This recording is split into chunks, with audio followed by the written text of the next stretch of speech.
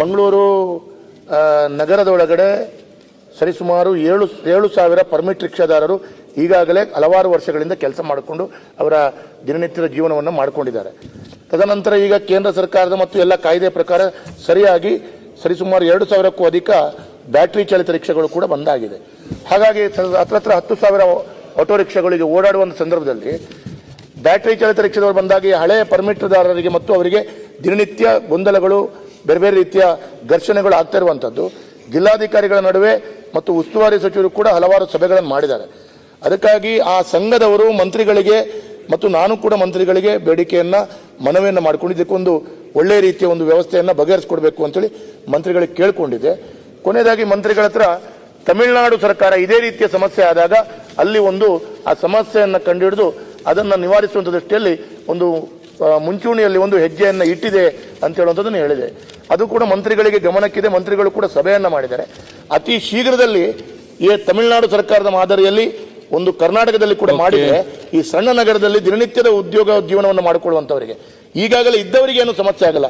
ಇನ್ನು ಹೊಸದಾಗಿ ಬರುವಂತಹ ಜನರಿಗಾದರೂ ಅಟ್ಲೀಸ್ಟ್ ಈ ಒಂದು ತಮಿಳುನಾಡು ಮಾದರಿಯಲ್ಲಿ ಅನುಷ್ಠಾನ ಅತಿ ಶೀಘ್ರದಲ್ಲಿ ಮಾಡಿಕೊಂಡ್ರೆ ಈ ಘರ್ಷಣೆಗಳು, ಗೊಂದಲಗಳು ನಿಂತು ಒಮ್ಮೆಗೆ ಒಳ್ಳೆ ರೀತಿಯಲ್ಲಿ ರಿಕ್ಷಾ ಚಾಲಕರು ಮತ್ತು ಮಾಲಕರು ಜೀವನವನ್ನು ನಡೆಸಿಕೊಳ್ಬಹುದು ಅಂತ ಹೇಳುವಂಥದ್ದು.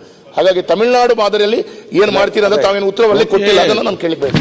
ಇಲ್ಲ, ಇದೆ ಕೊನೆ ಇದರಲ್ಲಿದೆ ನೋಡಿ, ಈಥೆನಾಯ್ಲ್ ಇದು ಈ ಬ್ಯಾಟ್ರಿ ಚಾಲಿತ ಇದೆಲ್ಲ ಸಭಾಧ್ಯಕ್ಷ ಇದೆಲ್ಲ ಏನಾಗಿದೆ ಅಂದ್ರೆ ಸೆಂಟ್ರಲ್ ಗೌರ್ಮೆಂಟ್ ಆಗ ಪರ್ಮಿಷನ್ ಹೋಗ್ಬಿಟ್ರು. ಅವ್ರಿಗೇನು ಪರ್ಮಿಟೇ ಬೇಕಾಗಿಲ್ಲ, ಪರ್ಮಿಟ್ ಇಲ್ಲದೆ ಓಡಿಸ್ಬೋದು ಅಂತ ಕೊಟ್ಟಿದ್ದಾರೆ. ಆಮೇಲೆ ಏನಾಗಿದೆ, ಅವ್ರು ಸೆಂಟ್ರಲ್ ಗೌರ್ಮೆಂಟ್ ಏನು ಎಕ್ಸಂಪ್ಷನ್ ಕೊಟ್ಟರು ನಾವು ರಾಜ್ಯ ಸರ್ಕಾರ ಕೂಡ ಕೊಟ್ಬಿಟ್ವಿ. ಕರೆಕ್ಟ್ ಇದೆ. ಮಾನ್ಯ ಸದಸ್ಯರು ಏನು ಹೇಳೋದಂದ್ರೆ ಪರ್ಮಿಟ್ ಕೊಡಲಿ, ಆದರೆ ಸರ್ಕಾರ ಪರ್ಮಿಷನ್ ಫ್ರೀ ಬಿಡಬಾರ್ದು. ನಾವು ಬೇಕಾದ್ರೆ ವಿತೌಟ್ ಚಾರ್ಜ್ ಇಲ್ದೇನೆ ಬೇಕಾದ್ರೆ ಪರ್ಮಿಟ್ ಮಾಡ್ಕೋಬೇಕು ಅಂತ ಅವ್ರು ಹೇಳ್ತಿರೋದು. ಸರಿ ಇದೆ, ತಮಿಳುನಾಡಲ್ಲಿ ಮಾಡಿದ್ದಾರೆ, ಅದೇ ರೀತಿ ಮಾಡಿ ಅಂತ ಏನಾಗಿದೆ ಅಧ್ಯಕ್ಷರೇ, ಆ ರೀತಿ ಮಾಡಿದ್ರೆ ಸೂಕ್ತ ಅಂತ ನನ್ನ ಅಭಿಪ್ರಾಯ. ಸಚಿವರು ಅಧ್ಯಕ್ಷ ಏನಾಗಿದೆ, ಕೆಲವರು ಬಹಳ ಆರ್ಥಿಕವಾಗಿ ಶಕ್ತಿ ಇದ್ದವರು 10, 20, 50 ಬ್ಯಾಟರಿ ಚಾಲಿತ ರಿಕ್ಷಾವನ್ನು ಪರ್ಚೇಸ್ ಮಾಡಿ ಅವರು ಡ್ರೈವರಿಗೆ ಇಟ್ಟು ದುಡಿಯುವಂತ ಕೆಲಸಗಳು. ಈ ಇನ್ನಿತರ ರಿಕ್ಷಾ ಚಾಲಕರು ಪಾಪ ಅವರು ಸ್ವತಃ ದುಡಿಮೆ ಮಾಡುವಂತವ್ರು. ಅವರಿಗೇನಾಗುತ್ತೆ, ಈಗ ಬಾಡಿಗೆ ಯಾರಿಗೂ ಇಲ್ಲದ ರೀತಿಯಲ್ಲಿ ಕಷ್ಟವನ್ನು ಪಡುವಂತ ಪರಿಸ್ಥಿತಿ, ಒದ್ದಾಟ, ಗಲಾಟೆ, ಪ್ರತಿಭಟನೆ ಆಗ್ತಾ ಇದೆ. ಅದಕ್ಕಾಗಿ ನೀವು ಪರ್ಮಿಟ್ ಬೇಕಾದ್ರೆ ಯಾವ ರೀತಿಯಲ್ಲಿ ಅನುಷ್ಠಾನ ಮಾಡಬಹುದು, ಅದಕ್ಕೆ ನಾವು ರೇಟ್ ಹಾಕುವಾಗಿಲ್ಲ. ಯಾಕಂದ್ರೆ as per motor act, central government motor act ಪ್ರಕಾರ ಹಾಕುವಂಗಿಲ್ಲ. ಹೇಳಿದಾರಲ್ಲ, ಹೌದು, ಅದನ್ನ ಯಾವಾಗ ಎಷ್ಟು ಸಮಯದಲ್ಲಿ ಮಾಡ್ತಾರೆ? ಯಾಕಂದ್ರೆ ಇದು 3ನೇ ಅಧಿವೇಶನದಲ್ಲಿ ನಾನು ಸೇಮ್ ಪ್ರಶ್ನೆಯನ್ನ ಕೇಳ್ತಾ ಇದ್ದೇನೆ. ಉಂಟು 5 ವರ್ಷ ಸಭಾಧ್ಯಕ್ಷರೇ. ಹಾಗೆ ಹೇಳಿದ್ರೆ ಅಲ್ಲಿ ನಾವು ಬದುಕಬೇಕಲ್ಲ. ಇಲ್ಲ, ಈಗ ಒಂದು ಅವರು ಹೇಳಿರ್ತಕ್ಕಂಥದ್ದು ಸರಿ ಇದೆ ಸಭಾಧ್ಯಕ್ಷರೇ, ಅದು ಅಮೆಂಡ್ಮೆಂಟ್ ಮಾಡಬೇಕು ಅಂತ ಅನ್ಸುತ್ತೆ.